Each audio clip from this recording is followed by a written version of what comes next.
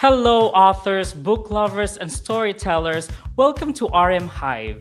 And you're tuning in to Readers Magnet's featured author interview. And I'm your host, Revan.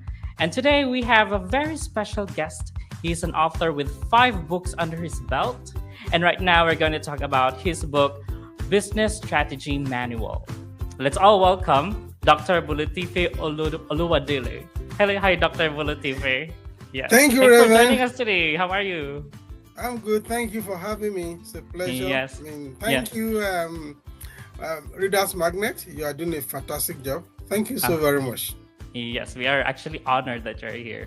So, what name do you prefer to be called by? Do I call you Dr. Bolutife? Yeah, you can also shorten it to Dr. Bolu if it is Okay. difficult pronouncing the other. Or better still, people call me the village boy. Okay, I'll just call you So, Dr. so Bolo. that's it. Okay, so Dr. Bolo, before we go to the questions of the interview, can you tell us about yourself? Oh, very well. I'm Bolutife Oluwadele. I'm a Nigerian and I have dual citizenship. I currently is a Canadian citizen as well. Mm-hmm. I I'm a chartered accountant, but I actually Mm-hmm. have my background in history education. I went to College of Education, then I switched to professional accounting. I became a chartered accountant. Then Mm-hmm. also from there, I moved to do corporate governance. I had a master Mm-hmm. degree in corporate governance. I also have a second master degree in public policy Mm-hmm. and a PhD in public policy. I'm a writer, I'm an author, but Mm-hmm. most people know me as an accountant. Mm-hmm. Nice. So, right now, we actually have your book here. Among your 5 books, you have Business Strategy Manual. It has actually a very striking title, for especially for people who likes to know about business like me. So, what is this book about? Can you tell us about your book? Yeah, the book actually is actually written with SMEs, business owners, Mm-hmm. small business owners in focus, who Mm-hmm. may not have the luxury of hiring the top flight consultants, but Mm-hmm. who, because of maybe they just one or two people running the business, and they just think about making money and Mm-hmm. selling or producing, and they don't pay attention to other essentials that make a business to run.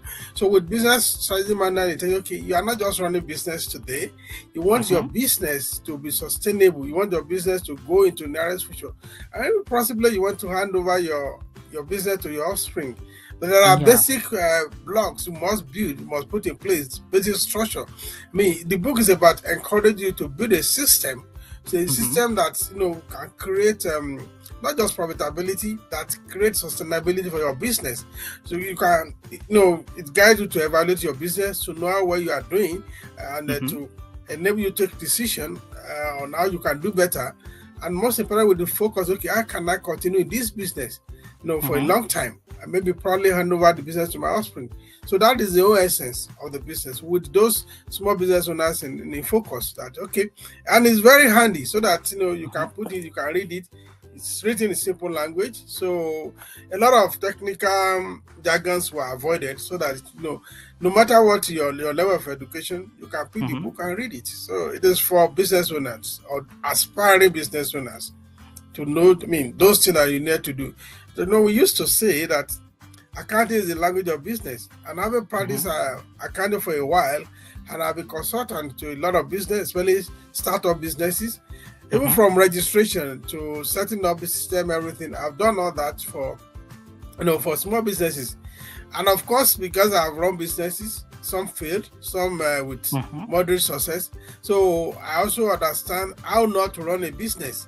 So all Mm-hmm. those experiences on the feed, was I put together. Okay, let me help other people who are Mm-hmm. maybe struggling with the same issues that I've experienced, that I've seen, either in my own business or in client businesses, and those who are aspiring to do business. Okay, you want to embark on a business? Is journey is a good thing, but take note, pay attention to these, issues that you may take for granted, but which may make the difference in your success.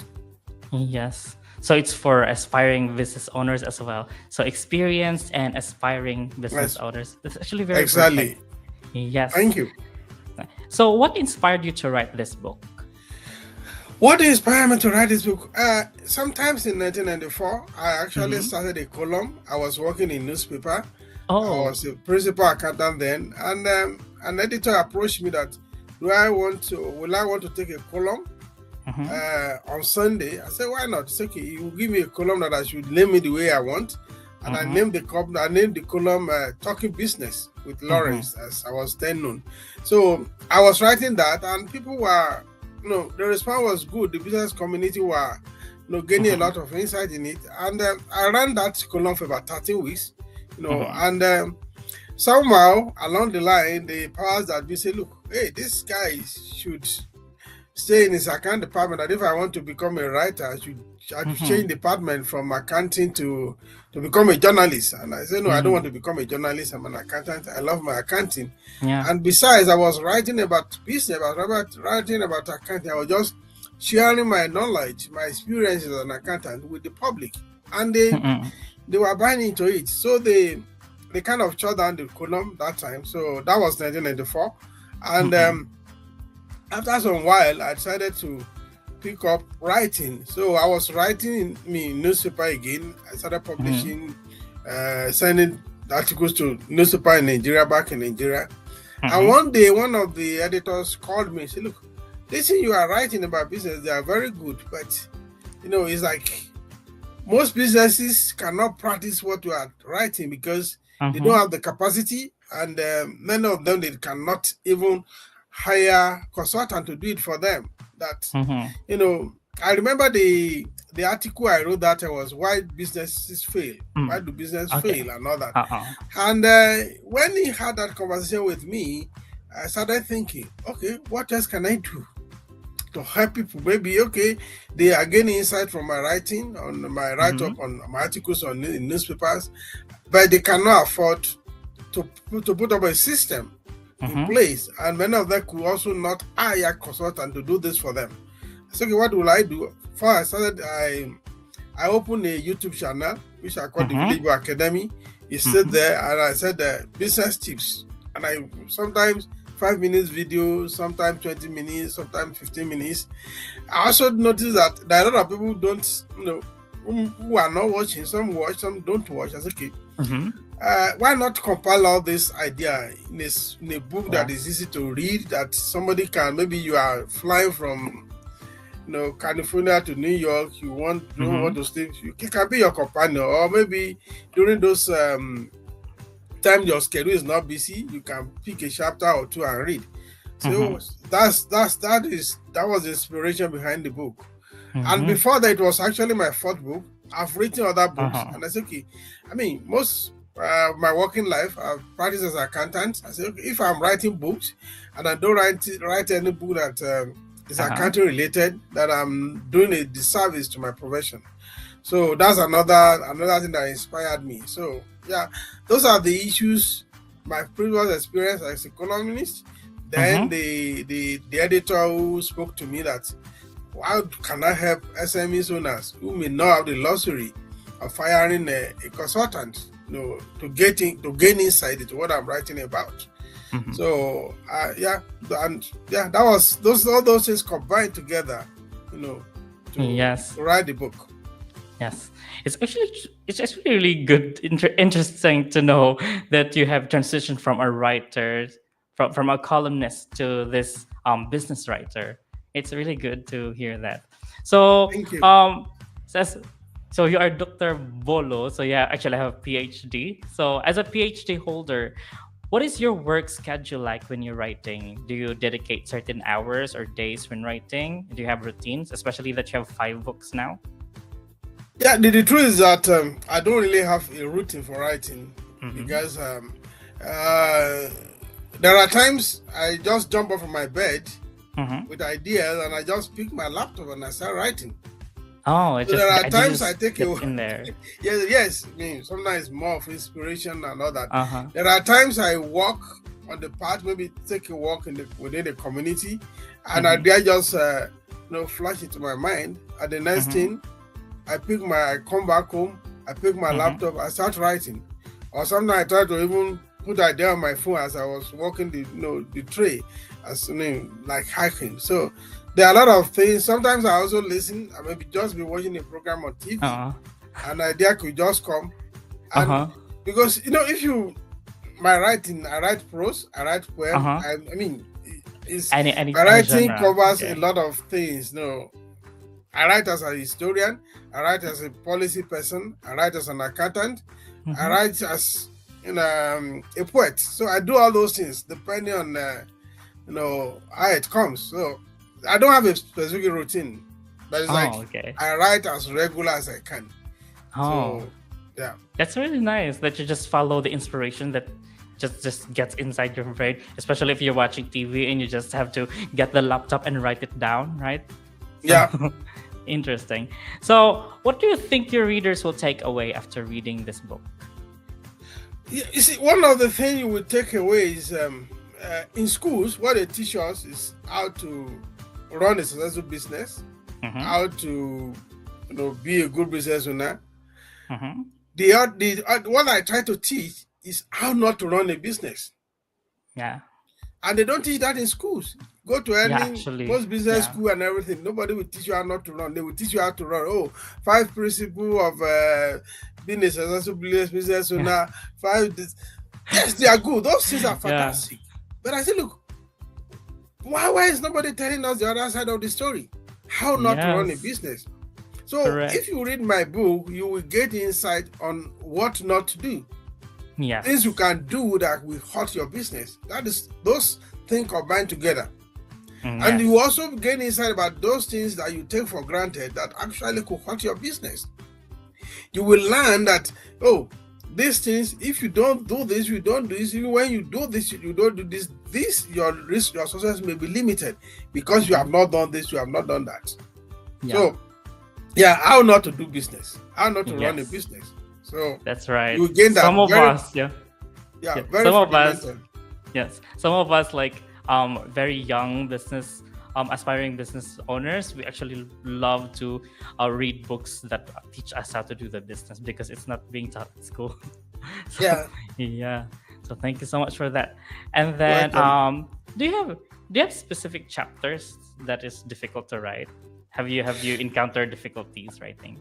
Yeah, I wouldn't say it's difficult. It's I have a chapter because I know on risk management, which is chapter 15. I said the Mm-hmm. need for effective risk management. Mm-hmm. When you big companies, corporations, Mm-hmm. they have a whole department for risk management, and most business owners, small business owners, they don't even think about risk at all. Mm-hmm. They think about how to make money, how to grow your business, how to grow your customer base and all that. Mm-hmm. But they don't think about risk. Then the Correct. question is, okay, how do I simplify this chapter in such a Mm-hmm. way that I'm not speaking as a top flight professional? I'm not using professional jargons to explain this. How do I bring the need? How do I make this people to see the need that even as small as your business is, maybe you Mm-hmm. are selling newspaper or you are maybe a small bookshop owner, there are risks inherent in your business. How Mm-hmm. do you understand? Do you identify those risks? How do you provide for them? How do you mitigate against those risks? Mm-hmm. So to bring the language of risk management to this level was a bit challenging, but not too difficult because, again, like I said, I've had a lot of one-on-one experiences with small business owners. Some sometimes from the start, from the registration of the business, I've been involved. So I have understanding of their peculiarities. And even in some informal discussion, when you try to introduce the issue of risk to them, some of them Mm-hmm. are dismissive. They don't they don't sometimes even care that what risk are you talking about. Yes, correct. So bringing that my knowledge, my understanding of risk management into a layman language Mm-hmm. was a bit challenging. But Mm-hmm. I was able to say, okay, what I said to myself is this, that okay, if you are a good writer, if you are a good teacher, instead I train as a teacher, my background is a teacher. Mm-hmm. So that if you cannot explain a concept to a 5-year-old person, then you are not a good teacher. So if I Yes. can't write this chapter in a manner that a 5-year-old will read and get some understanding, then I'm not a good writer. Yeah. So I had to kind of prime my brain to say, okay, I am addressing this to a 5-year-old. Yes. And if I can bring my mind to think, how will a 5-year-old understand this concept? Yeah. Then I've done a good job. Yes. So that's what I Making was them able to all. do with that chapter. So Yes. because it's one thing again, I said the basic idea is like how not to run a business. Don't forget that. Yes. So, and if you don't measure your risk, how will you know when you run into trouble? That's really nice. So this is for aspiring writers out there. What advice would you give them as they embark on their writing journey? See, I started writing way back 1983, so I Mhm. didn't. It's not the journey I started today. So, and somebody motivated me, and the first time I was going to write an article. It was like, how I felt like, it's people would think what I was writing was trash and all that. I gave it to my mentor. He looked at it. He made correction. I was so afraid that I did not put my name. Mm-hmm. And we were in school, we were in college. I just pasted it on the notice board, and I mixed with the crowd when they were reading it. I was listening to their comments. I thought they were going to roast me. Like, oh, what rubbish is this guy writing? But many of them were making good comments, very motivating comments. It's like, just like Nike, just do it. Yes. Do it. You don't think of perfection. Just start.